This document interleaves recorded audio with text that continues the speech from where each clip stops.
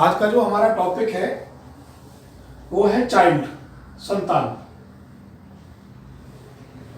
संतान के टॉपिक के लिए हमें पहले कुछ रूल्स को पहले समझना होगा, क्योंकि संतान का चैप्टर हमेशा ये ध्यान रखना, संतान उत्पत्ति जो भी है हर व्यक्ति की कुंडली के अंदर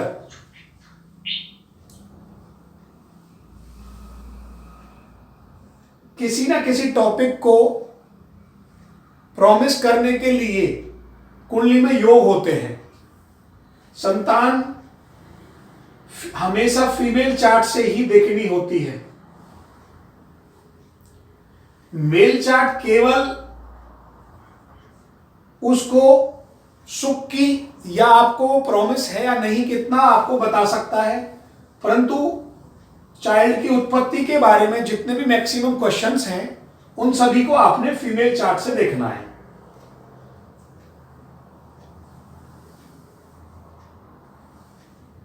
संतान उत्पत्ति के लिए हमें कुछ रूल्स को पहले समझना होगा कि जो संतान है वो हमेशा, जो प्राइम कस्प है वो फिफ्थ, पांचवा भाव है, और पांचवें भाव के जो सपोर्टिंग कस्प है 2 और 11, अर्थात 2, 5, 11 यदि किसी की कुंडली के अंदर प्रॉमिस करता है तो ऐसे व्यक्ति को संतान सुख है।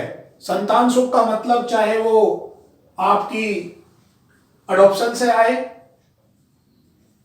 चाहे वो आपके आईवीएफ से हो, और चाहे वो किसी भी रूप से आपके पास होगी तो आपका योग होगा। ये कोई मतलब नहीं है कि संतान, आप बोलेंगे कि संतान जो है बाय बर्थ आपकी कोख से ही जन्म ले रही है। इसमें कोख किसी की भी हो सकती है यदि ये प्रॉमिस है तो। और इसलिए लोग पहले ही बता दूं, बड़ा क्लियर करके चल रहा हूं कि यदि किसी कुंडली के अंदर 2, 5, 11 है तो आप कहेंगे संतान का सुख मिलेगा, चाहे वो किसी की भी कोख से हो। कोख किसी की भी हो सकती है। तो संतान के चैप्टर को स्टार्ट करने से पहले आपको ये ध्यान रखना है कि ये फीमेल चार्ट्स के अंदर देखना है, और संतान के लिए हमेशा 2, 5, 11 को हम नोट डाउन करते हैं। अब कुछ रूल्स हैं उन्हें लिखते हैं हम। लिखिए, जो सेकंड हाउस है वो है आपका परिवार में वृद्धि, add on in family, family में कोई बंदे का ऐड होना, family on, add on. Fifth है हमारा चाइल्ड, संतान।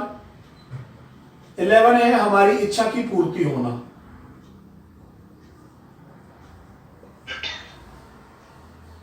अब कुछ इसके रूल्स लिखे हुए हैं। रूल्स ये है कि यदि आपकी किसी भी कुंडली के अंदर, फीमेल चार्ट के अंदर या मेल चार्ट के अंदर, फिफ्थ कस्प, सब लॉर्ड और नक्षत्र लॉर्ड यदि 2, 5, 11 को सिग्निफाई करे एनी वन नंबर्स को, तो संतान, चाइल्ड प्रॉमिस होता है, आपको सुख मिलेगा, ये हमारा प्रॉमिस्ड है।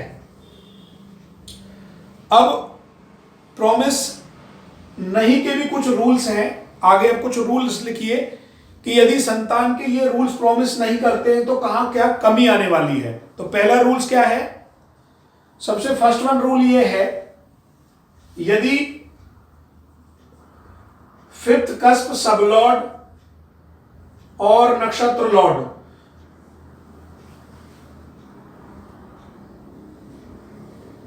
वक्री नहीं होना चाहिए, पांचवें भाव का सब लॉर्ड, दोनों में से कोई भी एनी वन वक्री नहीं होना चाहिए। सब लॉर्ड या सब लॉर्ड इन स्टार वक्री नहीं होना चाहिए। अर्थात जो भी प्लेनेट आपका सब लॉर्ड बनेगा और नक्षत्र लॉर्ड बनेगा, सबसे पहले देखेंगे वो वक्री तो नहीं है, वक्री नहीं होना चाहिए। ये आपको पहले, सबसे पहले देखना है। देन नेक्स्ट क्या रूल है? नेक्स्ट रूल है फिफ्थ कस्प यदि पांचवें भाव का जो सबलॉर्ड और नक्षत्र लॉर्ड है, यदि वो वक्री है, कोई भी एक एनीवन वक्री है, यस, और सिग्निफिकेंट रो में 1 4 10 1 4 10 आ रहे हैं, तो आप यहां बोलेंगे कि संतान उत्पत्ति होने में प्रॉब्लम होगी। फिफ्थ का सबलॉर्ड कोई भी एनीवन वक्री है और सिग्निफिकेंट रो में 1 4 10 आए तो संतान उत्पत्ति में परेशानी बोलेंगे। यहां क्या होगी, कोई ना कोई आपको परेशानी झेलनी पड़ेगी। हो सकता है संतान हो या ना हो, वो आगे का विषय है। यहां ये दिखाएगा कि आपको कुछ ना कुछ हर्डल्स रहने वाले हैं। अगला रूल्स क्या कहता है, रूल नंबर 3, यदि फिफ्थ कस्प पांचवें भाव के अंदर नेटल चार्ट, पांचवें भाव के अंदर नेटल चार्ट में बांझ राशि है, यहां इस चैप्टर के अंदर बांझ राशियों का रोल रहेगा। बांझ राशियां कौन कौन सी होती हैं, पहली, दूसरी, तीसरी, पांचवी और छठी। जो मुख्य बांझ राशियां हैं इसमें, सॉरी, दूसरी नहीं होती है, पहली, तीसरी, पांचवी और छठी, ये 4 राशि जो होती है ये बांझ राशि होती है।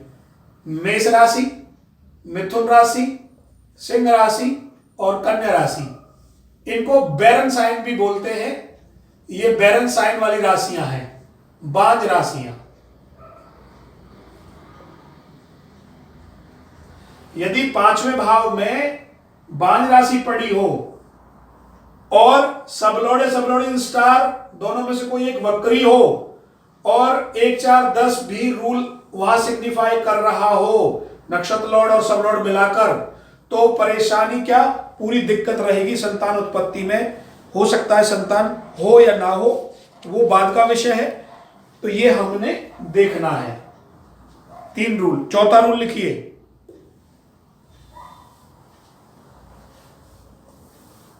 अगला जो रूल है,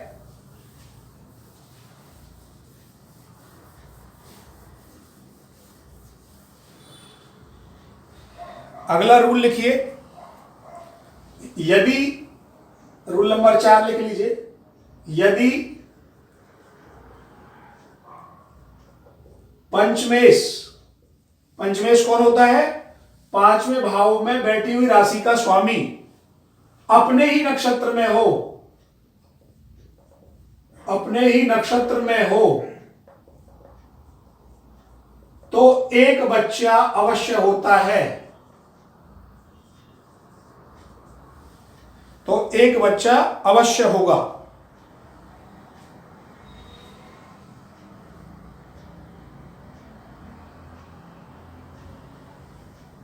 पांचवा रूल, पंचमेश पांचवें भाव में पड़ी हुई राशि का स्वामी यदि राहु और केतु के नक्षत्र में हो, राहु या केतु के नक्षत्र में हो, तो भी एक बच्चा अवश्य होगा।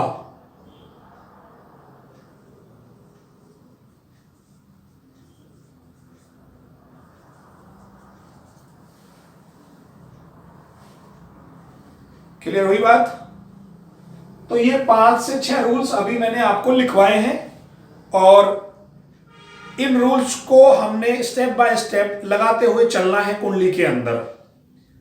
अब हम आगे बढ़ते हैं थोड़ा सा समझने के लिए कि आपने देखा 2 5 11, जो 2 5 11 है ये आपका है कुंडली के अंदर संतान उत्पत्ति, अर्थात ये प्रॉमिस करता है। अब आगे समझिए इस बात को, जो हमारा 1 4 10 है वो है हर्डल, संतान उत्पत्ति में हर्डल। कहीं ना कहीं आपको विशेष परेशानी का सामना करना पड़ेगा और किसी भी रूप में यदि यहां पर 1 4 10 के साथ +8 और जुड़ जाता है, अगर 8 अगर जुड़ जाता है तो कहीं ना कहीं आप देखना बच्चा या तो गोद लेना पड़ेगा या हमें अडॉप्ट करना। एक ही बात है, कोई भी चीज गोद लेना या अडॉप्ट करना, अडॉप्शन आ रहा है। और 8 का मतलब जब हम प्रेगनेंसी चेक करेंगे प्लस जो 8 है तो वो गर्भपात भी है। गर्भ मतलब कोई ना कोई बच्चा खराब होना, अबॉर्शन हो जाना। तो ये कुछ पैरामीटर्स हैं जिनसे आपको अभी थोड़ा थोड़ा आगे चलेगा। जैसे 1, 4, 10 के साथ साथ में किसी भी रूप में 6, 8 और 12 जुड़ जाएं तो ये पूरी तरीके से संतान की अस्वीकृति, गर्भपात, कोई ना कोई यहां पर फुल हर्डल्स क्रिएट होंगे। हो सकता है अब आपको अगले जब नेक्स्ट स्टेप में आप देखोगे तो हो सकता है बच्चा गोद लेना पड़ रहा है या कुछ ना कुछ आपको कोई अडॉप्शन की कहीं ना कहीं स्वीकृति मिल रही है। तो अब हम इन पैरामीटर्स पे धीरे धीरे वर्क करने वाले हैं। ये हमारे लिए क्या रिजल्ट देंगे अब ये देखेंगे। यहां पर ये देख लेना, ये जो 4 हम लिखते हैं बार बार, जैसे मैंने 2 लिखवाया, 5 लिखवाया, 11 लिखवाया, उसी के नीचे लिख लेना 4। 4 का क्या मतलब है? अडॉप्शन।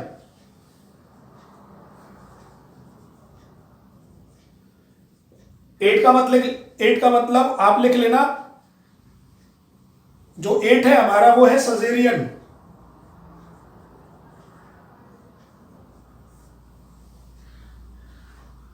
और यदि 4, 8 दोनों आ रहे हो, दोनों एक साथ, तो अडॉप्शन भी हो सकता है। और जब बच्चे उत्पत्ति की बात होगी, प्रेगनेंसी की बात होगी, तो सजेरियन भी हो सकता है।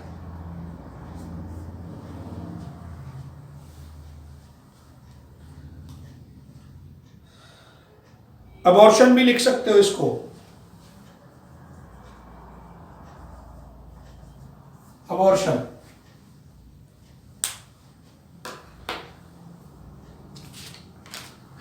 अब हमारे पास संतान के केस में कुछ रूल्स हमें क्लियर हुए कि संतान उत्पत्ति के लिए किन किन चीजों की आवश्यकता होती है, क्या क्या रूल्स हम अभी सुविधाजनक हमें जो कुछ रूल्स मिले हैं वो कितने आपके चार्ट में काम करेंगे, कितना काम आपको एडॉप्शन में जाना पड़ेगा, आईवीएफ में जाना पड़ेगा या आपको सेरोगेसी में जाना पड़ेगा, किस क्षेत्र में जाना पड़ेगा। अब हम इन रूलों के माध्यम से फाइंड आउट करेंगे किस रूल्स में हमें जाना है। अब ये कुछ नियम थे, वो बेसिक नियम थे जो अभी लिखवाए हैं। अब रूल नंबर 1 करके अलग से लिखिए। रूल नंबर 1, पहला रूल क्या कहता है? अब आप देखिए एक चीज समझने के लिए,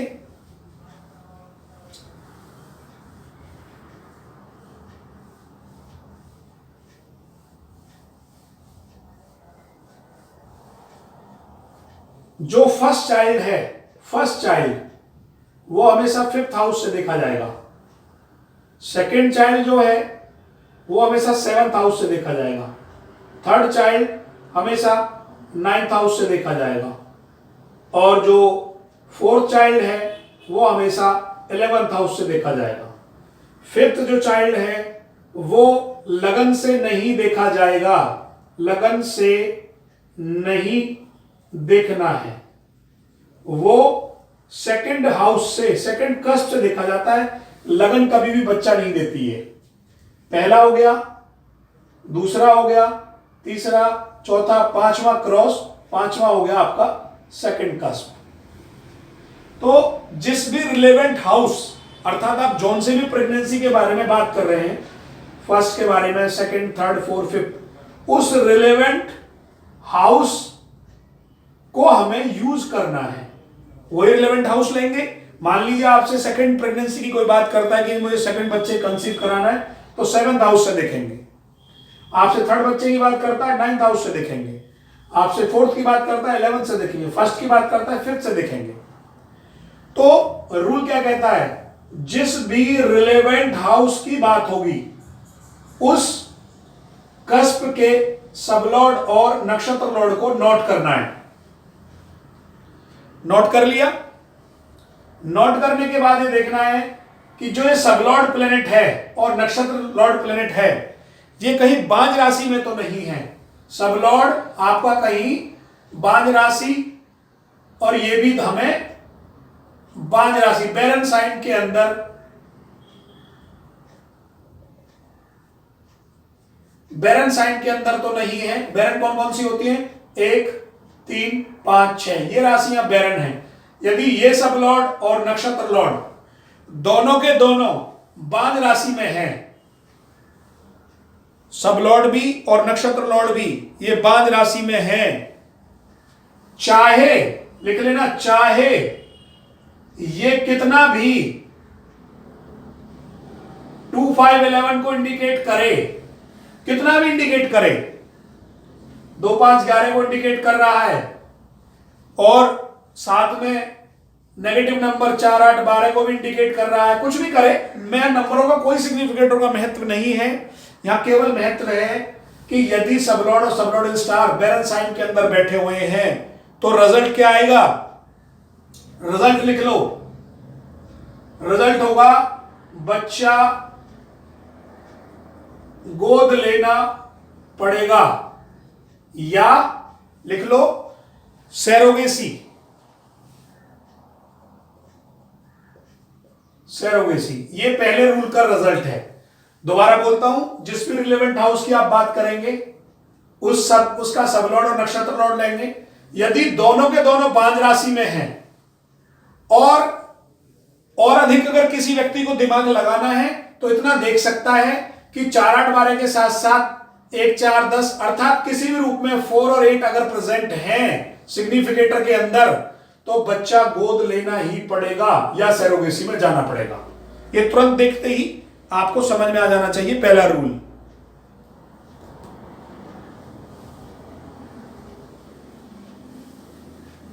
रूल नंबर 2 लिखिए,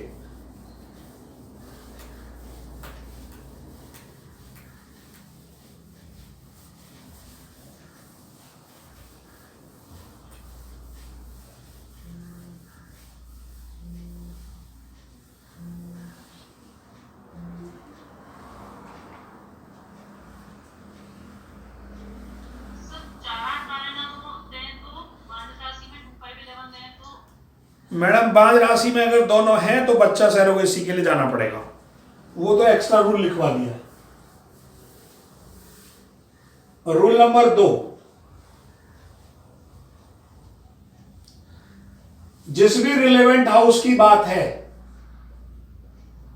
सब लॉर्ड और नक्षत्र लॉर्ड को ही देखना है हमेशा। अब सब लॉर्ड बांझ राशि के अंदर नहीं है, ये बांझ राशि में नहीं है, नो, और ये है यस, ये हां। और सिग्निफिकेटर के अंदर कुछ भी आए, आपको लगे कि 2, 5, 11 आ रहा है, मतलब कुछ भी हो सकते हैं सिग्निफिकेटर, और मेरा यहां उद्देश्य होता है केवल समझाने से, केवल इनसे है। सिग्निफिकेटर में 2, 5, 11 बेशक दिखा रहा हो, कोई मतलब नहीं है। यदि सब लॉर्ड बांझ राशि में नहीं है और नक्षत्र लॉर्ड यदि बांझ राशि के अंदर है तो रिजल्ट लिखिए, परिणाम क्या होगा? ट्रीटमेंट IVF, और इलाज के बाद लिख लीजिए, इलाज के बाद संतान, बाद ही संतान होगी।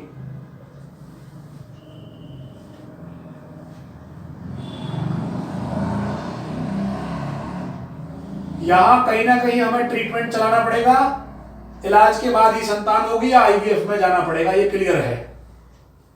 अगर नक्षत्र लॉर्ड आपका बांझ राशि में बैठा है तो भैया कुछ ना कुछ इलाज या IVF कराना पड़ता है, जब ही संतान होगी, यही एक रिजल्ट बनता है। रूल नंबर 3 लिखिए,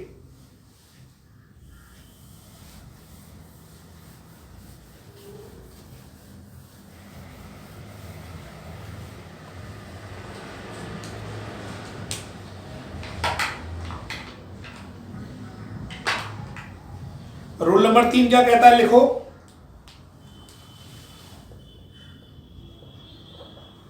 रिलेवेंट हाउस सबलॉर्ड और नक्षत्र लॉर्ड। अब की बार क्या कर दिया है, सबलॉर्ड जो है वो बांझ राशि के अंदर है, यस, और नक्षत्र लॉर्ड नो, ये बांझ बैरन के अंदर नहीं है, बांझ राशि के अंदर नो, ठीक है। और चाहे कोई भी सिग्निफिकेटर आए, कुछ भी दिक्कत हो, ध्यान रखना ये अगर केवल आपके 2, 5, 11 में से किसी एक को भी सिग्निफाई कर देता है तो यहां लिख दीजिए सामान्य इलाज,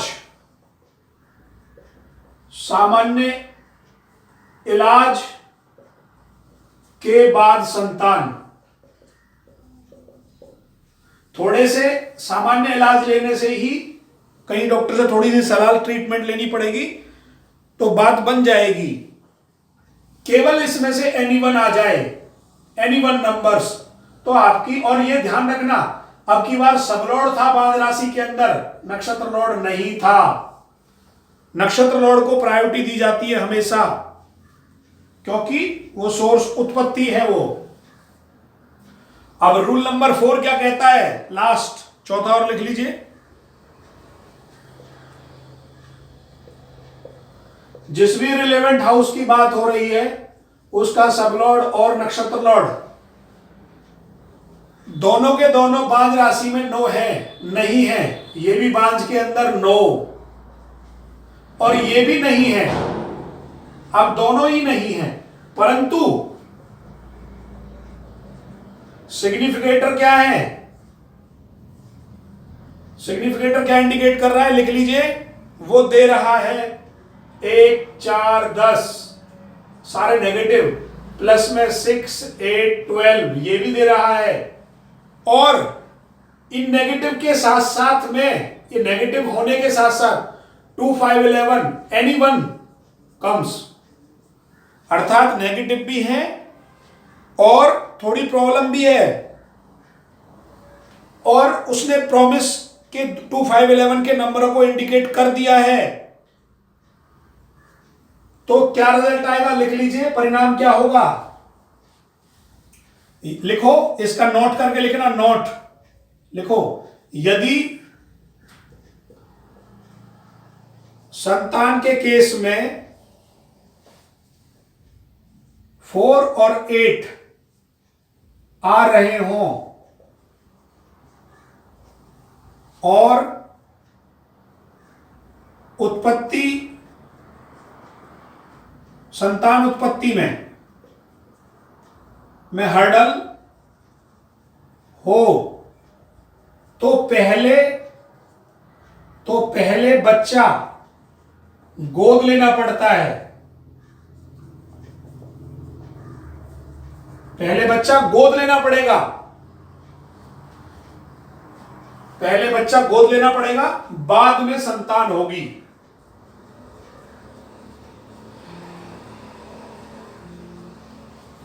यहां क्या मेन बात है, यहां मेन बात यह है कि अब की बार कोई सा भी बांझ राशि में नहीं है, परंतु सिग्निफिकेटर जो मेन है वो कहीं ना कहीं 1, 4, 10, 6, 8, 12 के साथ साथ संतान की तो बात करते हैं, पर सारे के सारे सिग्निफिकेटर रिजल्ट के नेगेटिव हैं। इसलिए आपको पहले संतान कोई ना कोई गोद लेनी पड़ेगी, बाद में आपको संतान हो जाएगी। ये 4 रिजल्ट्स आपको अभी ये समझने हैं। अब इन रिजल्ट को समझने के साथ साथ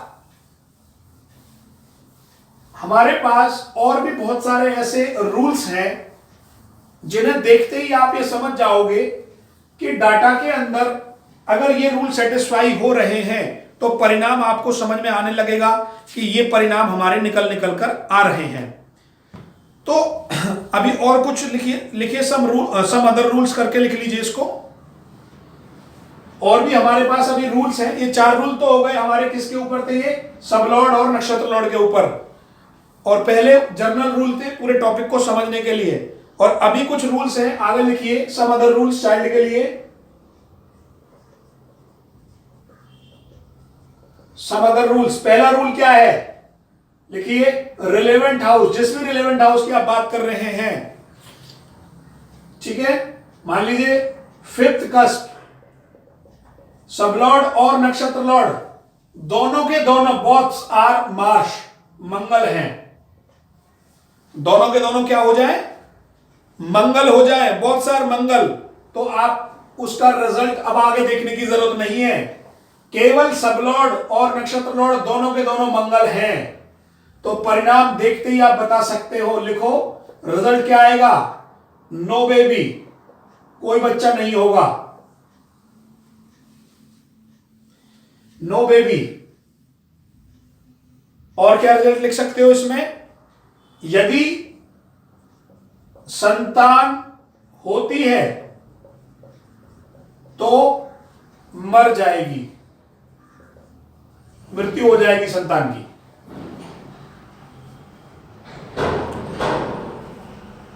यदि किसी का सबलॉर्ड या नक्षत्र लॉर्ड दोनों के दोनों मंगल हैं, बहुत सारे मंगल, तो संतान नहीं होगी, इतने पे आगे देखने की जरूरत नहीं है। और यदि है तो मर जाएगी। आगे लिखो rule number 2, relevant house, fifth cusp sublord और नक्षत्र लॉर्ड, फिफ्थ कस्प सबलॉर्ड और नक्षत्र लॉर्ड क्या कहता है,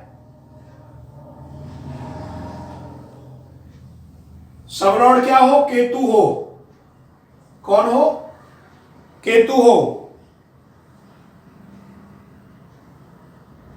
और एनी वन प्लेस लिख दीजिए, और एनी प्लेनेट, यहां पर केतु होगा तो बहुत अच्छा है, नहीं होगा तो कोई भी प्लेनेट चलेगा, परंतु नक्षत्र लॉर्ड पर केतु क्या हो गया, फिक्स हो गया, यहां फिक्स है।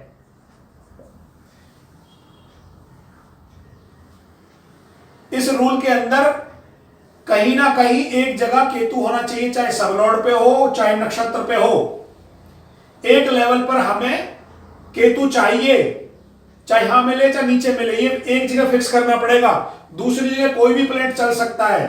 तो लिख लीजिए इसमें क्या होगा रिजल्ट, एनी वन प्लेस पर केतु होना चाहिए, कंपलसरी है। तो रिजल्ट क्या होगा, वन बेबी, पहले लिखवा चुका हूं, किसी भी सबलॉर्ड या नक्षत्र लॉर्ड लेवल पर केतु आ जाए तो रिजल्ट आता है वन बेबी, एक बच्चा अवश्य होगा।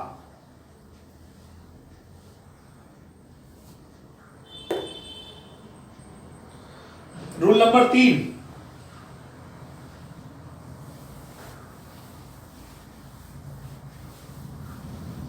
रूल नंबर 3 क्या कहता है, लिखो फिफ्थ हाउस,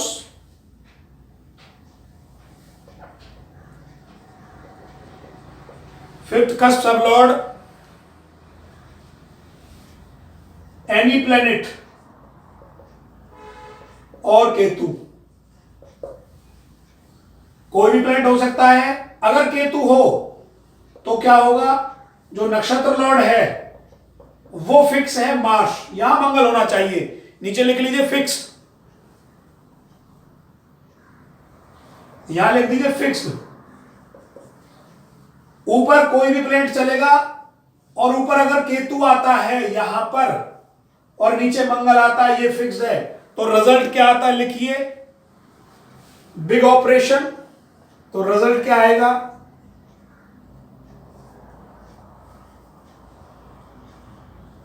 बिग ऑपरेशन।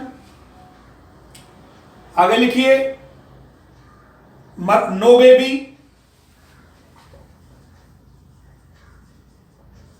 आगे लिखिए डाइड बेबी, मरा हुआ बच्चा।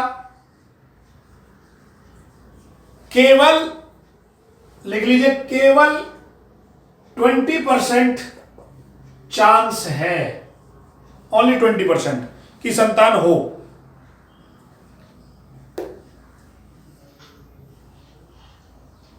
और लास्ट वाला रूल और लिख लीजिए बस, फोर्थ रूल,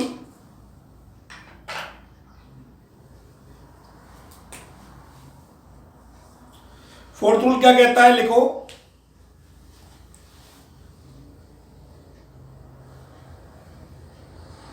फोर्थ रूल कहता है फिफ्थ कस्प, सबलॉर्ड और नक्षत्र लॉर्ड, एनी प्लेनेट, यहां कोई भी प्लेनेट हो, यहां भी कोई भी प्लेनेट हो, और सिग्निफिकेटर क्या हो, सिग्निफिकेटर नेगेटिव हो, 1 4 10 हो,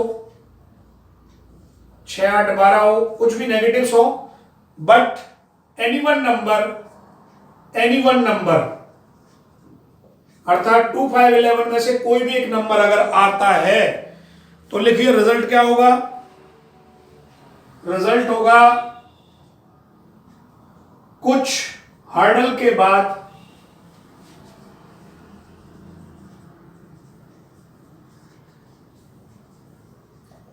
संतान होगी, थोड़ी सी परेशानी के बाद संतान होगी।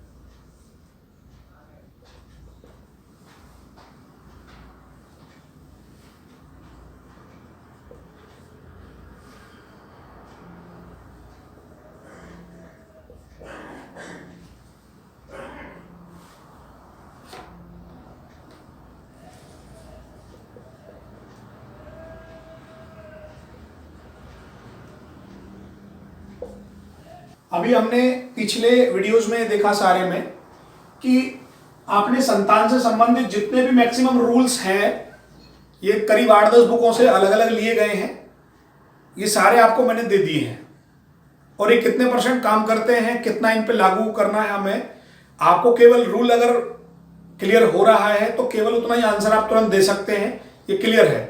पहला एग्जाम्पल हमने लिया है, ये आपके सामने ब्लैक बोर्ड पे लिखा है 13/12/1989 7:44। ये वो रियल एग्जाम्पल है, जो लोग आते हैं कंसल्ट करते हैं तो हम उन्हीं एग्जाम्पलों को रियल में देख लेते हैं कि वास्तव में एग्जाम्पल फिट है नहीं है, जो हम पढ़ाते रहते हैं कंसल्टेंसी देते हैं उन्हीं में से एग्जाम्पल बनना शुरू हो जाते हैं।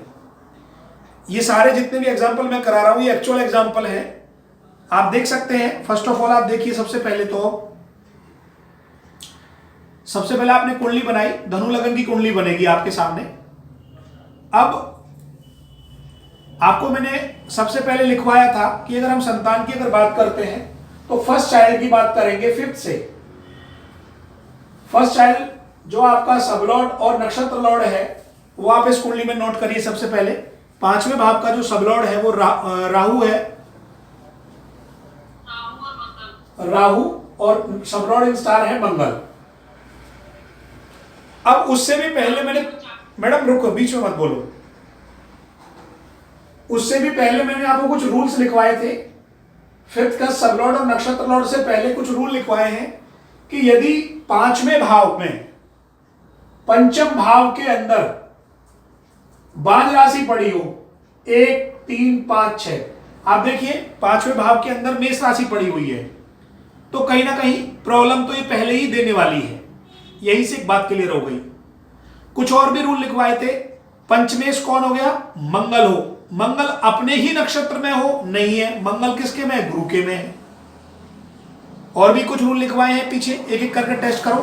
5वें भाव का सबलॉर्ड वक्री, राहु वक्री नहीं है, मंगल वक्री नहीं। राहु केतु को वो तो ऑलवेज पीछे चलते हैं, ये ध्यान रखना। उनका पाथ ही क्या है, जो राहु और केतु होते हैं वो हमेशा रिवर्स मोशन में चलते हैं, अर्थात हमेशा उल्टे मोशन में चलते हैं। उनको कोई कहे कि वो तो हमेशा रेट्रोग्रेड है, ये गलत बात है। वो रिवर्स मोशन में है, उस मोशन के हिसाब से वो मार्गी है, कोई प्रॉब्लम नहीं है उस चीज में, वो ओके है। अर्थात सबलॉर्ड और सबलॉर्ड इन स्टार में से यदि कोई वक्री यहां होता तो प्रॉब्लम और बढ़ जाती। तो एक ही रूल हमारी समझ में आया कि यहां पंचम भाव के अंदर बांझ राशि है। अब एक रूल वो देखो जाकर, मैंने लिखवाया था अभी, 5th हाउस का सबलॉर्ड एनी प्लेनेट, राहु है, सबलॉर्ड इन स्टार कौन है, मंगल।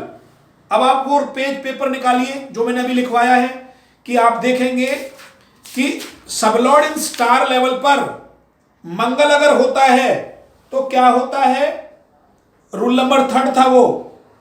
अब उसको पढ़ के बताइए क्या लिखा हुआ है, क्या रिजल्ट लिखवाया है मैंने।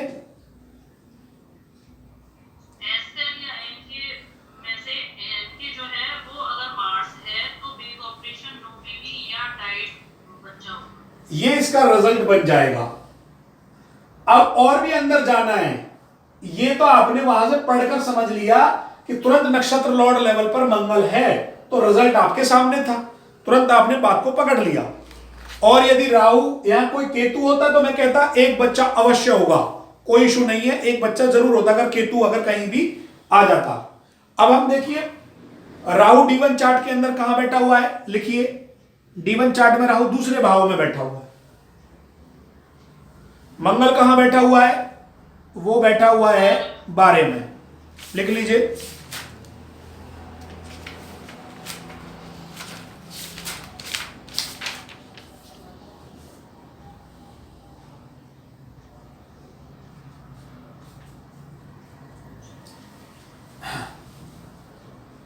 मंगल बैठा, ये आपने भाव लिखे, ध्यान रखना क्या लिखे हैं। और संतान के केस में हमें राशि चाहिए मैडम। राहु कौन सी राशि में बैठा हुआ है, 5 राशि में तो नहीं बैठा हुआ है, चेक करिए। राहु बैठा है 10 नंबर राशि में, 5 में नहीं है, मकर में बैठा हुआ है। और मंगल जो बैठा हुआ है वो बैठा हुआ है वृश्चिक राशि में, वो भी बांझ नहीं है, बांझ में तो नहीं है, परंतु मंगल आने के कारण कोई प्रॉब्लम हो सकती है। देखते हैं आगे कितना बढ़ते हैं। राहु के सिग्निफिकेंटर को नोट करिए, 1 2 5, 1 2 3 5 11 12। देन मंगल के सिग्निफिकेटर है, 1 मिनट रुकिए मैडम, मैं बोल रहा हूं, 1 4 5 7 11 12, 1 4 5 7 11 12। अब कंबाइन करिए सभी को लेकर, 1 2 3 4 5 11 7 एंड 12।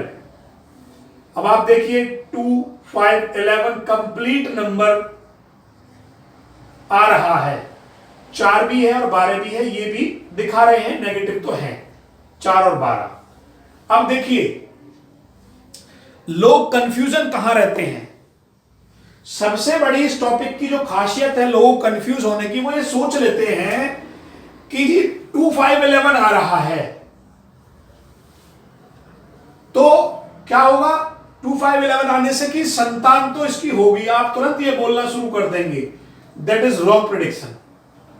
2 5 11 दिखा रहा है, परंतु मंगल यहां सेटिस्फाई हो रहा है, यहां ये बांझ राशि में है, तो प्रॉब्लम है। अब हम ये बोलेंगे कि मातृसुख अगर आपको चाहिए, मातृसुख अगर आपको चाहिए, आपको संतान सुख आपके में है, तो 4 नंबर भी है और 12 भी है।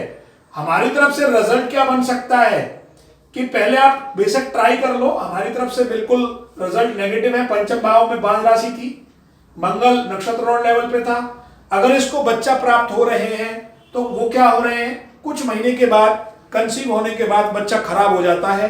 8 से 10 बार हो चुका है, 8 to 10 टाइम्स हो चुका है। और इसमें जो भी एक बच्चा पूरा हुआ वो 2 महीने बाद मर गया, 2 मंथ्स के बाद। तो कहीं ना कहीं बच्चा अभी हुआ नहीं है, बहुत सारी प्रेगनेंसी खराब हो चुकी है, मेनी टाइम्स बड़ा बड़ा मेडिसिन खा चुके हैं।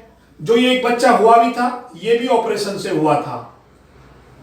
और हमारी तरफ से रिजल्ट ये है उनको कि यहां 4 आ रहा है, तो मैं ये कह रहा हूं आपका 2 5 11 है, कोई दिक्कत नहीं है, अच्छी बात है। आप बच्चा अडॉप्ट कर लीजिए, अडॉप्शन में जाना होगा, अडॉप्शन में जाएंगे तो ये कोड आपके लिए ओके है, बच्चा इजीली मिल जाएगा कोई ना कोई, क्योंकि 2 5 11 है तो अडॉप्शन में जाने में फायदा मिलेगा। इसलिए ज्यादा इधर उधर ना भागें, अडॉप्शन की तरफ जाएंगे तो बच्चा इजीली आपको मिल जाएगा। अब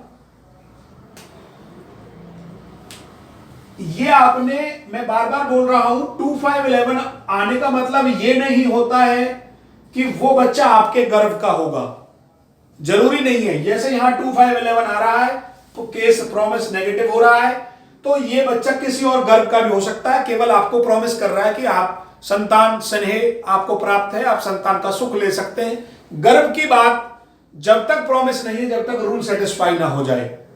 तो ऐसे केस में आपने अभी ये चीज आपको बतानी पड़ेगी। ये पहले एग्जांपल से कुछ हद तक आपको चीज क्लियर होगी।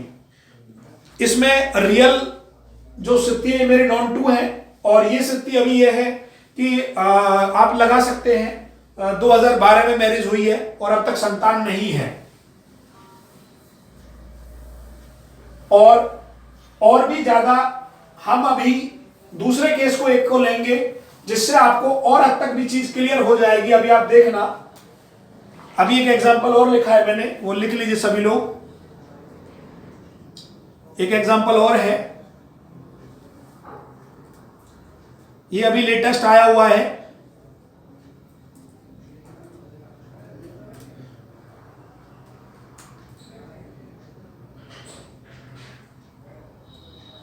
फीमेल चार्ट था, आप लिख लीजिए 17/6/1977। टाइम है 11:45 AM। महाराष्ट्र का केस है। वाडनगर था, आप वो कर लीजिए फिलहाल बॉम्बे। वाडनगर से था ये।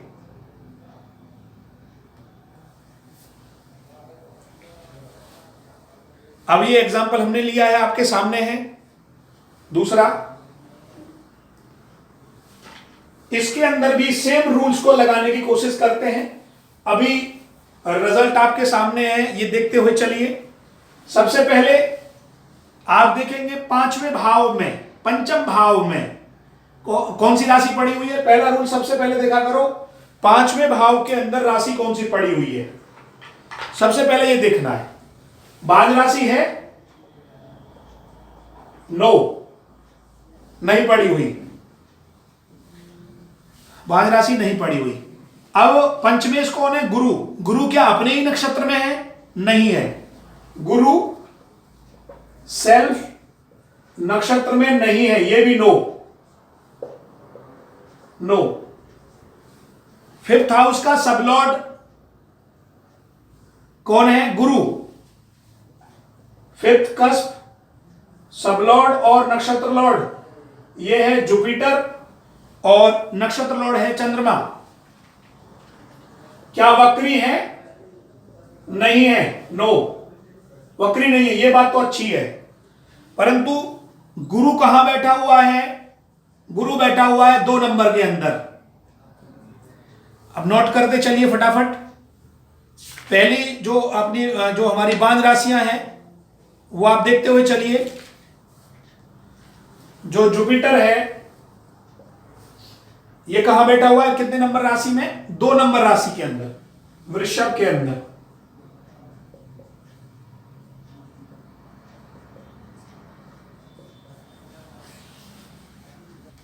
आगे लिखिए, चंद्रमा कहां बैठा हुआ है? कौन सी राशि के अंदर है? सबलॉर्ड इन स्टार मून, ये है मिथुन के अंदर, ये बांध राशि में। यस, आप ये देखते हुए चलिए। इसमें बांध राशि नहीं है, नो। सेल्फ नक्षत्र में नहीं है, नहीं है। सबलॉर्ड और sublord in star, sublord in star बांध राशि के अंदर है। एक रूल सेटिस्फाई हुआ, सबलॉर्ड इन स्टार ये बांध राशि में है। अगला रूल क्या है? सिग्निफिकेटर देखिए, जुपिटर के सिग्निफिकेटर हैं 5, 8, 10 एंड 12, 5, 8, 10, 12।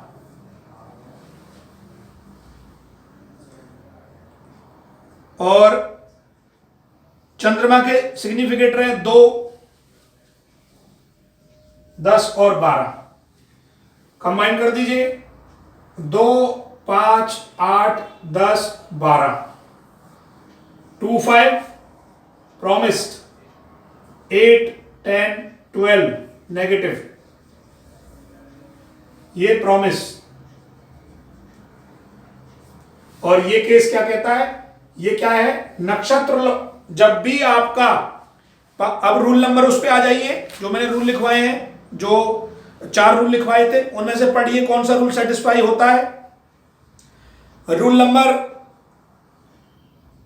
2 नंबर देख लीजिए, जो रूल नंबर 2 लिखवा है, सबलॉर्ड बांझ राशि में नहीं है, नक्षत्र लॉर्ड बांझ राशि में है, तो क्या लिखवाया है और ये प्रॉमिस दे रहा है, तो क्या होगा? आईवीएफ, आईवीएफ कराकर, ट्रीटमेंट लेकर ये व्यक्ति बहुत, अभी देखिए 4 भी नहीं है, तो इसमें मैं कह दूंगा गोद नहीं ले पाओगे, गोद नहीं ले सकते, केवल आईवीएफ ऑप्शन बचा है।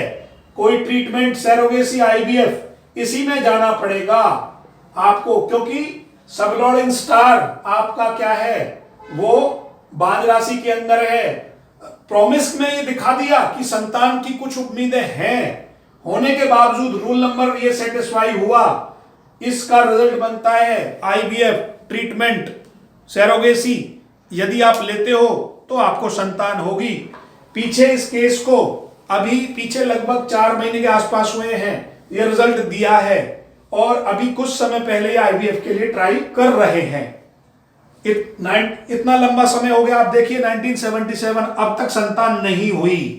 रीजन केवल वो रूल सेटिस्फाई हो रहा है। तो भारतीय ज्योतिष से रूल पकड़ना बड़ा कठिन है। आप नक्षत्र कृष्णमूर्ति पद्धति को फॉलो करेंगे तो यहां आसानी से आप इन रिजल्टों को पकड़ पाएंगे। इस हिसाब से आप संतान के केस में ये देख पाओगे कि कौन से को क्या प्रॉब्लम है, संतान प्रॉमिस हो रही है, नहीं हो रही है, क्या हो रहा है, ये आप देख पाओगे। अब इसी में जो नेक्स्ट टॉपिक है जुड़वा बच्चों का, अभी वो पूछेंगे आपसे, जहां हमारे जो आएगा मृत संतति वाला आएगा वहां ले लेंगे आपके बच्चों का। वो दोनों बच्चे एक्सपायर हो गए हैं ना, हाँ, तो वो मृत संतति में ले लेंगे उसको। अभी संतान के अंदर अब जो हमारा नेक्स्ट टॉपिक है वो है ट्विंस। अब संतान के अंदर जो हमारा नेक्स्ट टॉपिक है वो है ट्विंस, जुड़वा बच्चे।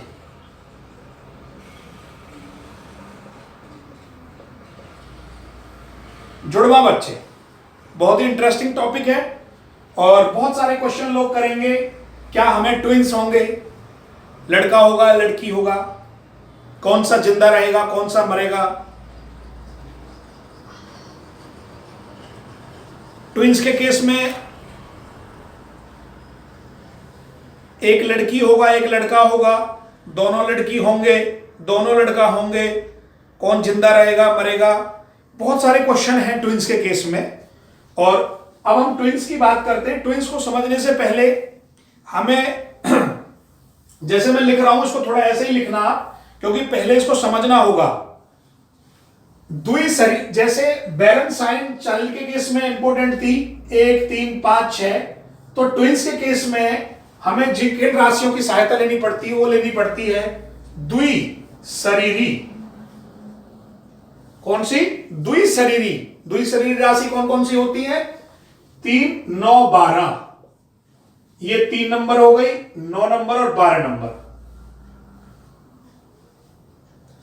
अब आपको ये पता होना चाहिए 3 नंबर राशि, 9 नंबर राशि और 12 नंबर राशि के अंदर कौन कौन से नक्षत्र आते हैं। अब याद करने का तरीका, फॉर्मूला इधर देख लो, सिंपल। 1, 5, 9, 2, 6, 10, 3, 7, 11, 4, 8, 12 ऐसे लिखेंगे। पहली जो राशि 1, 5, 9 के अंदर हमेशा केतु, शुक्र और सूर्य का नक्षत्र होगा। 2, 6, 10 के अंदर हमेशा सूर्य, चंद्रमा और मंगल के नक्षत्र होंगे। 3, 7, 11 में मंगल, गुरु और राहु के नक्षत्र होंगे। और 4, 8, 12 में राहु, केसु, सु, 6 में यहां आएगा राहु। ऐसे ऑर्डर भी ध्यान रखना, केतु, शुक्र, सूर्य, चंद्रमा, मंगल, राहु, गुरु, शनि बुध, यही ऑर्डर चलना है। देखो के सु सु, फिर दोबारा सूर्य आ जाएगा अगली में, सूर्य चंद्रमा मंगल, अब मंगल राहु और जुपिटर, अब दोबारा से 4 नंबर में गुरु के आएंगे, गुरु, फिर शनि का आएगा, फिर बुध का आएगा। तो 3 नंबर में किस किस के नक्षत्र आते हैं आप देखो, हमेशा मंगल राहु जुपिटर, यहां लिख लो मंगल राहु जुपिटर। 9 नंबर में किस किस के रिजल्ट आएंगे, हमेशा केतु शुक्र सूर्य। और 12 नंबर में किसके आएंगे, वही सेम रिपीट दोबारा से, जुपिटर सैटर्न मरकरी, ये भाई आपके नक्षत्र आएंगे। तो हमें द्विशरीरी राशियों को याद रखना पड़ेगा, 3 9 12 और कौन से उनके नक्षत्र आ रहे हैं ये हमें नोट डाउन करना पड़ेगा। अब स्पेशल बात है थोड़ी सी यहां पर कि हमेशा ध्यान रखना, जो जुड़वा संतान होंगी, जो ट्विंस होंगे, वो आप कौन सी प्रेगनेंसी देख रहे हैं, फर्स्ट प्रेगनेंसी देख रहे हैं, सेकंड, वही से, तो रिलेवेंट हाउस मान लीजिए हमने फर्स्ट देख रहे हैं, तो 5th कस्प सब लॉर्ड और नक्षत्र लॉर्ड, इनको लिखना है। 5वें भाव का जो सब लॉर्ड है और नक्षत्र लॉर्ड है, अब पूरा फोकस ध्यान से ब्लैक बोर्ड पर देखें, 1 मिनट के लिए लिखें ना, नहीं तो चीज समझ में नहीं आएगी। यही ट्रिक छुपी हुई है, बात को कितना भी लिखवा लूंगा समझ में नहीं आने वाली बाद में।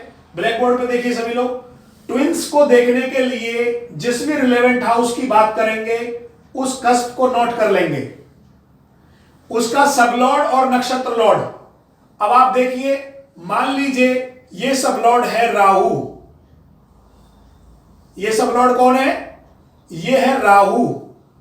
अब हमेशा ये ध्यान रखना, जो ये सब लॉर्ड होगा, ये सब लॉर्ड 3 9 12 राशियों में ही होना चाहिए,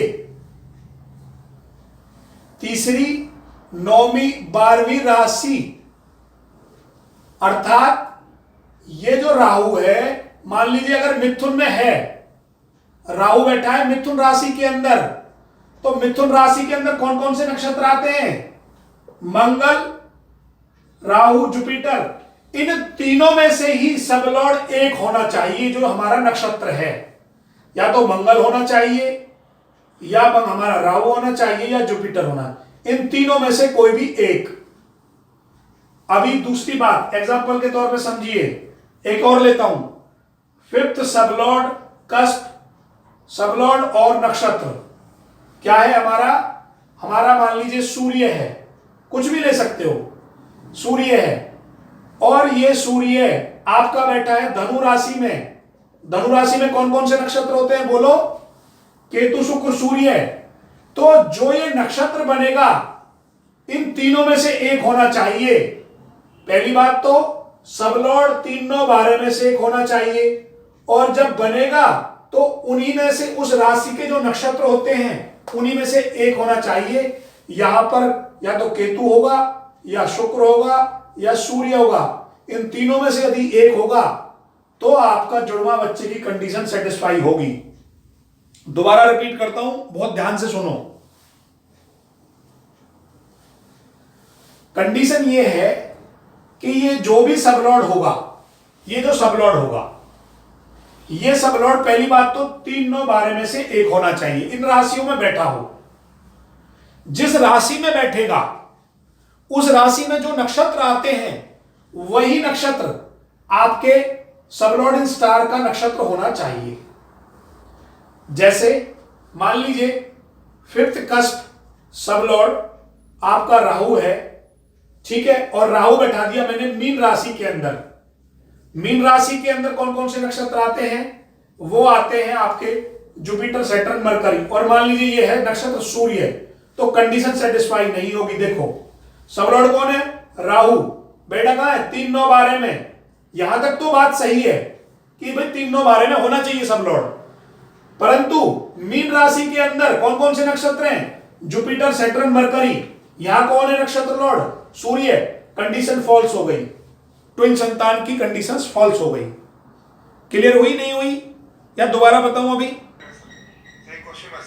बोलिए सर। आपने कहा सर जो ड्यूल साइन है उसको 3 9 12 सर 6 नहीं लगे हम लोग। सर डुअल साइन नहीं बोला मैंने, ध्यान रखो, मैंने द्विशरीरी अर्थात दो शरीरों को जोड़कर बनाई गई राशि को द्विशरीर राशि कहते हैं, not dual sign. 6 dual sign के अंदर आती है सर, वो द्वि स्वभाव राशियां हैं सर। ये द्वि स्वभाव हैं, ये नहीं पढ़ा रहा हूं मैं पढ़ा रहा हूं 3 9 12। अर्थात जब आप देखेंगे, आप मिथुन राशि को देखना, इसमें 2 पेयर्स होंगे, 2 शरीर जुड़ रहे होंगे।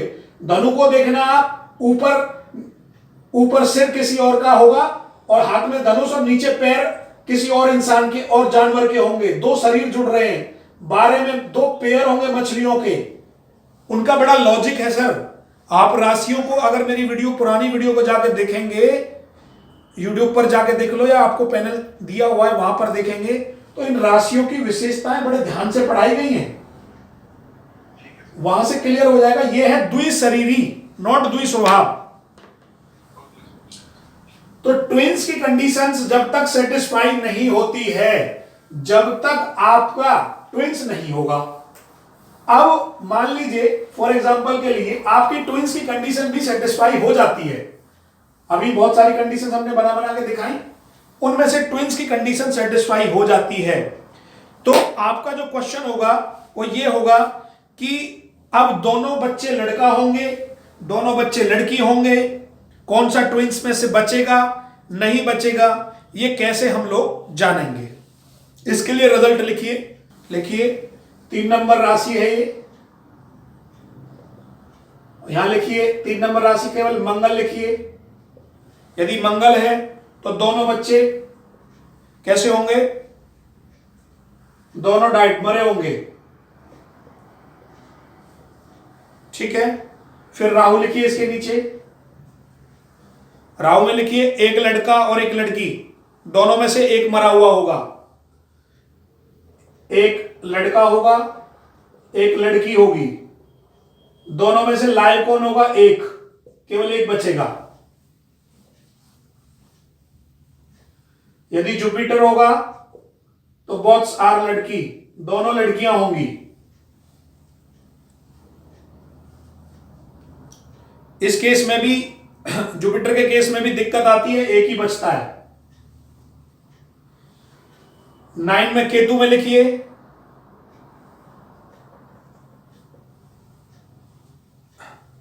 एक ही जिंदा रहेगा, एक मर जाएगा। शुक्र के केस में दोनों लड़कियां, सूर्य के केस में 2 लड़के, दोनों लड़के होंगे बॉयज। मीन में आ जाइए, जुपिटर के अंदर दोनों लड़कियां, गुरु के बाद शनि आता है, शनि के केस में लिखिए दोनों लड़के, और लास्ट बचा बुध, लिख लीजिए एक लड़का और एक लड़की।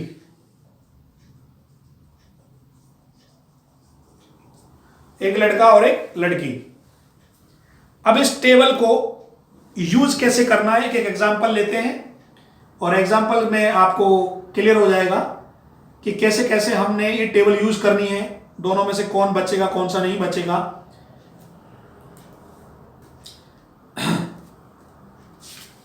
आप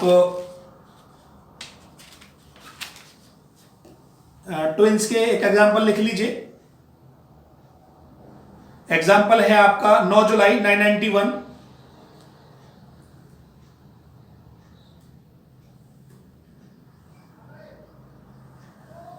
जुलाई 991 6:55 AM, महाराष्ट्र वाडला। जो ट्विंस की कंडीशंस है पहले उसको देखेंगे, सेटिस्फाई होती या नहीं होती। सबसे पहले आप देखिए फिफ्थ कस्प सबलॉर्ड कौन है? राहु। अब ये देखिए पांचवें भाव का सबलॉर्ड कौन है? राहु। राहु बैठा कहां है? सबसे पहले ये देखना है आपको। आप देखिए धनु राशि के अंदर, D1 चार्ट में धनु राशि, हमें क्या चाहिए? 3, 9, 12 धनु में बैठा है। धनु के नक्षत्र कौन कौन से होते हैं? केतु, शुक्र, सूर्य। अब जो नक्षत्र जो बनेगा वो केतु, शुक्र, सूर्य में से ही एक होना चाहिए, बिना देखे ही। आप देखेंगे, देखो फिफ्थ हाउस का सबलॉर्डिंग स्टार है शुक्र, वो है वीनस। ठीक है, अब आपकी ट्विंस की कंडीशंस ओके है। यहां आप कह सकते हो आपको जो संतान होगी वो ट्विंस होंगी। अब हमें अगले क्वेश्चन का जवाब देना है कि दोनों बच्चों में से जिंदा कौन रहेगा, कौन मरेगा। इसकी प्रिडिक्शन के लिए लिखो, आगे की प्रिडिक्शन के लिए केवल नक्षत्र, अर्थात ये जो सबलॉर्ड इन स्टार है, ये जो सबलॉर्ड इन स्टार है, इसी के बेस पर नक्षत्र ब्रैकेट में सबलॉर्ड इन स्टार के आधार पर ही रिजल्ट देना है। जो हमने टेबल बनाई है वो रिजल्ट देना है। अब आपका अपना देखिए, जो आपका सबलॉर्ड इन स्टार है, अर्थात पांचवें भाव का सबलॉर्ड इन स्टार कौन है? शुक्र है, शुक्र। और शुक्र में आप देखिए कहां? 9वें नंबर में केतु की राशि के अंदर दो लड़कियां होंगी। ये आपने देखा। एक और भी चीज जो बहुत सुंदर बात है, बड़ी अच्छी बात है, आप ये देखें ध्यान से। क्या इसके सेकंड बच्चे के रिजल्ट को आप देखेंगे ध्यान से? सेकंड बच्चे का रिजल्ट हम कहां से देखते हैं? 7वें भाव से। 7th हाउस का कस्प कौन है? जुपिटर। और सबलॉर्ड इन स्टार कौन है? बुध। जुपिटर कौन सी राशि में बैठा है मैडम? D1 चार्ट में कर्क राशि में बैठा है। तो आपने देखा सेकंड बच्चा कर्क राशि में 3, 9, 12 में नहीं है, आगे नहीं जाना, कंडीशन फॉल्स हो गई, कोई भी चांस नहीं बनता ट्विंस का, पहले वाले में ही बच्चे का चांस बनता है। अब ये जितनी भी चीजें मैंने आपको बताई हैं, ये सारी की सारी आपको पूरे रिजल्ट जो आपने ट्विंस के केस में लगाए, या संतान इसको होगी नहीं होगी, इसमें भी आप देख सकते हो। आप फिफ्थ हाउस का सबलॉर्ड, एक चीज आपको जीवन में लिखवा दूं मोटा मोटी, फिफ्थ हाउस का सबलॉर्ड या नक्षत्र लॉर्ड राहु या केतु हो तो एक बच्चा अवश्य होता है। तो इस दोनों लड़कियों में से एक ही लड़की जिंदी रही है, ये क्लियर कट लिख लो। सबलॉर्ड और नक्षत्र लॉर्ड लेवल पर राहु या केतु हो तो एक बच्चा अवश्य होगा। और शुक्र के नीचे भी लिख लेना, दो में से एक ही बच्चा बचता है। इस हिसाब से आप ये ट्विंस वाला चैप्टर आप कंप्लीट करेंगे।